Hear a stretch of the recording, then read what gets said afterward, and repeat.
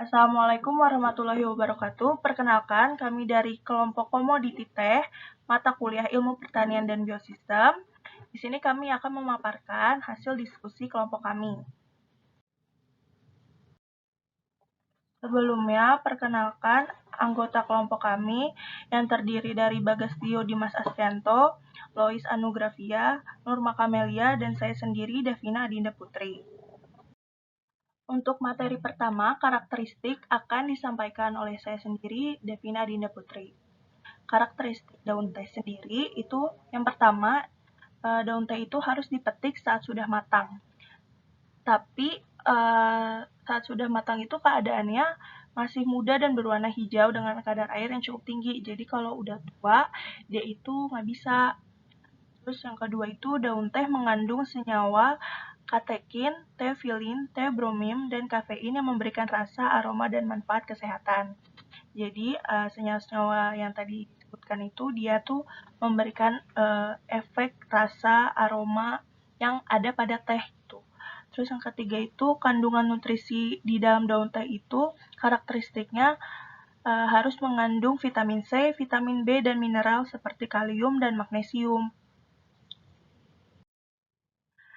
Kemudian pada tanaman teh sendiri ada dua bagian yang dijadikan sebagai bahan industri gitu. Yang pertama itu ada tangkai teh, yang kedua itu ada daun teh. Untuk tangkai teh sendiri, dia dapat dijadikan bahan industri dan diolah menjadi kerajinan. Nah, kalau yang kedua daun teh itu dia banyak hasil olahannya gitu. Yang pertama itu bisa menjadi teh hitam ya, yang kedua bisa jadi teh hijau yang biasa kita minum, terus ada juga teh oolong. Nah, kalau dari setiap teh itu sendiri juga banyak bentuknya, kayak misalkan teh hitam itu bentuknya ada teh bubuk, teh instan, teh celup, atau teh dalam kemasan botol atau kotak yang biasa ada di supermarket, minimarket gitu. Kalau misalkan teh hijau itu bentuknya ada jasmine tea, fruit tea, atau sama kayak teh hitam tadi, dia tuh dalam bentuk kemasan botol atau kemasan kotak yang biasa kita minum sehari-hari gitu. Kalau teh oolong itu dia bentuknya itu teh putih gitu.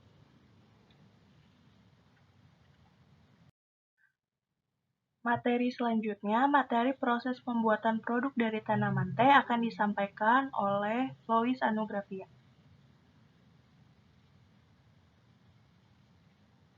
Selanjutnya, proses pembuatan produk dari bahan baku.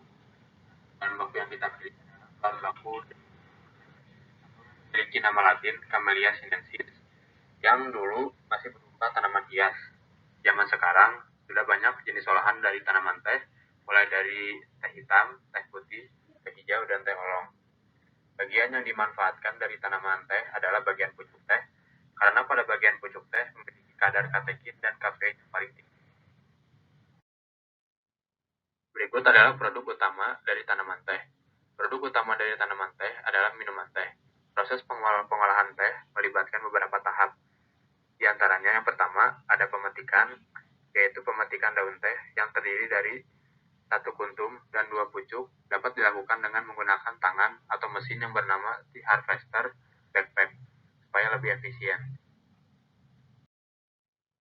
Langkah yang kedua adalah pelayuan, dilakukan dengan cara daun teh dijemur atau ditiriskan di ruangan berangin lembut untuk mengurangi kelembaban. Yang ketiga adalah pememaran, daun teh dimemarkan dengan sedikit menumbuhkannya di dalam keranjang atau menggelindingkannya dengan roda berat. Yang keempat adalah oksidasi, daun teh dibiarkan di ruangan tertutup. Dan yang terakhir adalah pengeringan, dapat dilakukan dengan menggongseng, jemur, atau memanggang daun teh. Nah, supaya lebih jelas, proses pengolahan dapat dilihat pada link video berikut. Selain dijadikan minuman teh, berikut adalah produk samping dari tanaman teh, yaitu dijadikan pupuk. Ampas teh ternyata bisa digunakan sebagai pupuk organik. Disinyalir kandungan pada teh dapat menyuburkan tanaman. Selain itu, ampas teh juga berfungsi untuk mengusir hama, khususnya serangga pengganggu tanaman.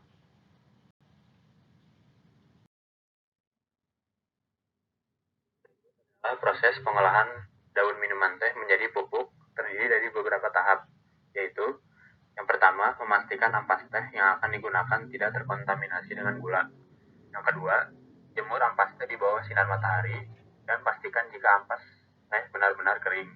Yang ketiga, jika sudah kering, aplikasikan ampas teh ke bagian permukaan tanah atau media tanam. Taburkan 2-3 sendok untuk masing-masing tanaman, tergantung ukuran tanamannya. Nah, untuk lebih jelas, proses pengolahan dapat dilihat pada link berikut. Selanjutnya, materi-materi kuadran, yaitu faktor internal dan faktor eksternal, akan disampaikan oleh Nurma Kamelia. Berikut adalah dari yang terdiri dari kekuatan dan kelemahan. Kekuatan meliputi minuman yang populer. Teh adalah minuman yang sangat populer di seluruh dunia, sehingga permintaannya cenderung stabil dan terus meningkat. Lalu yang kedua ada potensi pertumbuhan. Ada potensi pertumbuhan yang besar di pasar negara berkembang, karena meningkatnya kesadaran, kesehatan, dan meningkatnya pendapatan di negara-negara tersebut. Lalu ada tingkat pengolahan yang beragam. Ada berbagai jenis teh yang tersedia, seperti teh hitam, teh hijau, teh oolong, dan teh putih. Sehingga produsen teh dapat menawarkan produk yang beragam sesuai dengan preferensi konsumen. Lalu yang terakhir ada peningkatan kualitas. Peningkatan kualitas teh yang diproduksi, terutama teh organik dan berkelanjutan, dapat membantu meningkatkan nilai tambah dan permintaan di pasar global. Lalu yang kedua ada kelemahan, meliputi persaingan global yang ketat. Produsen teh menghadapi persaingan yang ketat dari produsen di negara lain yang dapat mempengaruhi harga dan permintaan untuk produk-produk teh. Lalu ada risiko fluktuasi harga. Harga teh sangat fluktuatif dan dapat dipengaruhi oleh banyak faktor, seperti kondisi pasar global, cuaca, dan politik. Ketergantungan pada musim. Produksi teh tergantung pada musim, sehingga fluktuasi musiman dapat memengaruhi ketersediaan dan kualitas teh. Lalu yang terakhir ada risiko lingkungan. Produksi teh dapat mempengaruhi lingkungan sekitar, seperti populasi air dan tanah, dan penggunaan pestisida dan herbisida yang berlebihan dapat mengganggu kelestarian lingkungan dan kesehatan petani teh. Lalu ada faktor eksternal yang meliputi peluang dan ancaman. Peluang terdiri dari permintaan yang terus meningkat.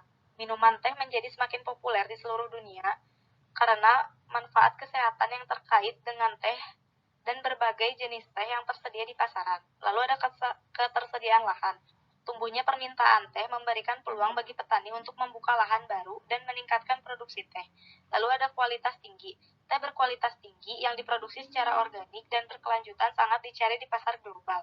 Yang terakhir ada inovasi dalam teknologi produksi. Teknologi terbaru dapat membantu meningkatkan kualitas dan efisiensi produksi teh. Lalu ada ancaman yang meliputi perubahan iklim. Perubahan iklim dapat memengaruhi produksi teh dan kualitasnya. Lalu ada gangguan musiman. Bencana alam seperti banjir, kekeringan, dan cuaca ekstrim lainnya dapat mengganggu produksi teh. Lalu ada persaingan global. Persaingan yang semakin ketat dari produsen teh di negara-negara lain dapat mengurangi permintaan terhadap teh dari produsen di suatu negara. Dan yang terakhir ada ketergantungan pada suatu komoditas. Ketergantungan pada satu komoditas bisa menjadi risiko karena fluktuasi harga pasar dapat memengaruhi pendapatan petani teh. Materi selanjutnya tentang strategi pemasaran usaha akan disampaikan oleh Bagastio Dimas Astrianto. Berikut adalah strategi pemasaran yang dapat dilakukan oleh pemilik usaha pengelola komoditi teh. Di sini terdapat 6 strategi. Yang pertama, menentukan target pasar. Pemilik usaha menentukan siapa target yang ingin dijangkau atau apa yang dicari dari konsumen dari produk yang dimiliki. Strategi yang kedua adalah pada kemasan produk. Pemilik usaha membuat kemasan produk yang semenarik mungkin dan menonjol sehingga dapat menarik perhatian pelanggan atau konsumen. Strategi yang ketiga, promosi produk. Pemilik usaha mengenalkan produknya ke masyarakat dengan mempromosikan, bisa berupa konten video, bekerja sama dengan influencer, membuat penawaran yang menarik, atau dengan promosi di media sosial lain. Itu adalah strategi pemasaran yang keempat, yaitu membangun hubungan dengan pelanggan. Dalam usaha, pemilik usaha disarankan untuk membangun hubungan yang baik dengan pelanggan melalui media sosial ataupun secara interaksi langsung. Kemudian strategi yang kelima adalah melakukan kerjasama. Kerjasama yang dimaksud adalah bekerjasama dengan pemilik usaha lain yang dapat menambah nilai jual produk masing-masing usaha. Misalnya bisa dengan melakukan kolaborasi produk. Strategi yang terakhir adalah berinovasi dan berkembang. Agar usaha dapat bertahan, pemilik usaha disarankan untuk mengikuti tren yang beredar di masyarakat dan berinovasi dengan memodifikasi produk dan menciptakan gebrakan-gebrakan baru yang bisa berupa dengan menciptakan produk baru atau memodifikasi produk yang sudah ada.